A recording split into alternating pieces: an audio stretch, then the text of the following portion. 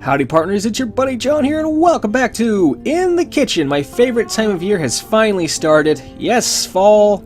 A lot of great recipes. I love the cooler weather, especially after those long hot Texas summers.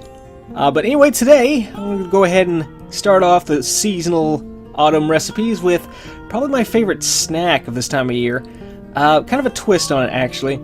Caramel apples, except these are chocolate-covered apples with chocolate sandwich cookies, so a little different. I don't think I can actually call them by their copyrighted name. Oops. Right, let's go ahead and jump right into this. Alright, you really don't need a whole lot for this recipe. It's pretty simple. All you're going to need is several bars of chocolate. Doesn't really matter. You can use dark or milk. I use milk here. Some sandwich cookies, I say about a half a pack, and 5 or 6 apples. I'm using Granny Smith here. Depending on what kind of taste you like, you can use different types of apple or chocolate. Here's a pretty interesting method for melting the chocolate. You don't want to just throw the chocolate into the pot here. What you're going to want to do is pour some water into the bottom of the pot and then place a large bowl on top of it. That'll cause the steam to melts the chocolate more evenly, I guess is the best way to put it. So let's go ahead, just pour the water in here and set that on top. Alright, let's go ahead and set the stove top to about medium-high. Go ahead and get the water boiling. Next, you're going to want to prep the apples. Go ahead and start by first hosing them down in the sink and then removing the... What are those things called on the top? The stems? The stems. Ah, yeah. I almost called them a pin, like on a grenade. Fire in the hole! I'm sorry, that's not funny. Time to add the popsicle sticks. Things are actually going pretty smoothly here, which I'm kind of surprised by. No major mistakes made on camera just yet, although I'm tempted to count one I did off screen here. These apples are a little too big, especially that one there in the middle. But don't worry, more mistakes are sure to come. This is a episode of In the Kitchen, so something is bound to go wrong.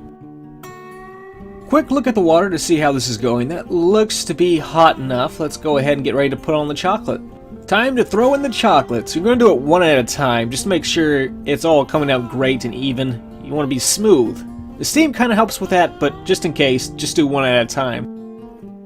Now, it's time to crush the cookies, or as I like to call it, anger management. This is for that one time in 3rd grade that kid called me Johnny Fartslot one time. This is for that time that college professor put that kick me sign on my back. This is for that one time, maybe I just have too many issues. I should probably see a psychiatrist to have these worked out. I don't think breaking cookies like this is helping too much. I'm just going to leave these issues for a psychiatrist to work on. Let's go ahead and check back in on the chocolate. And let's go ahead and start whisking it, I think. Maybe that'll help break it up a little more. That's coming out okay. I think I should probably go ahead and add in the next bar. Letting them melt down one at a time. Probably should have just broke this one up, made it a little easier. I think I used 4 in total for this this batch, so I think 4 should be enough. Oh, it kind of depends on what size of chocolate you use. Looking back on it now, I probably should have known this would make a mess. Just melting down the last of the chocolate now. I think this should be enough.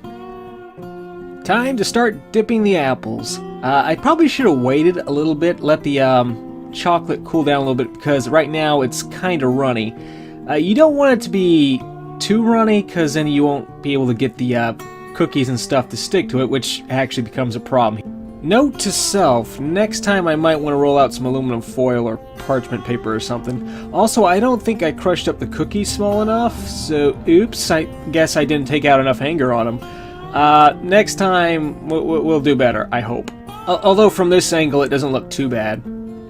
Compared to the first one, the rest of them actually came out somewhat decent.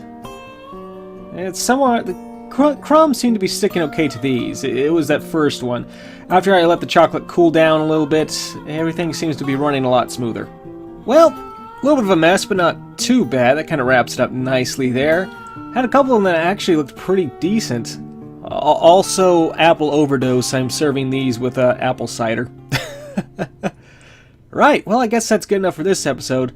Thanks for watching, partners. I've got quite a few other fall recipes I want to try here, so if you guys have some in particular, let me know. I know I want to be doing some Texas chili when it gets cold enough, because that's definitely needed. Can't go through fall without a bowl of chili.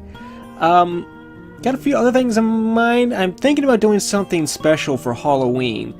But if you guys have something you'd like to see me do, just let me know down below in the comments. And thank you, partners, so much for watching.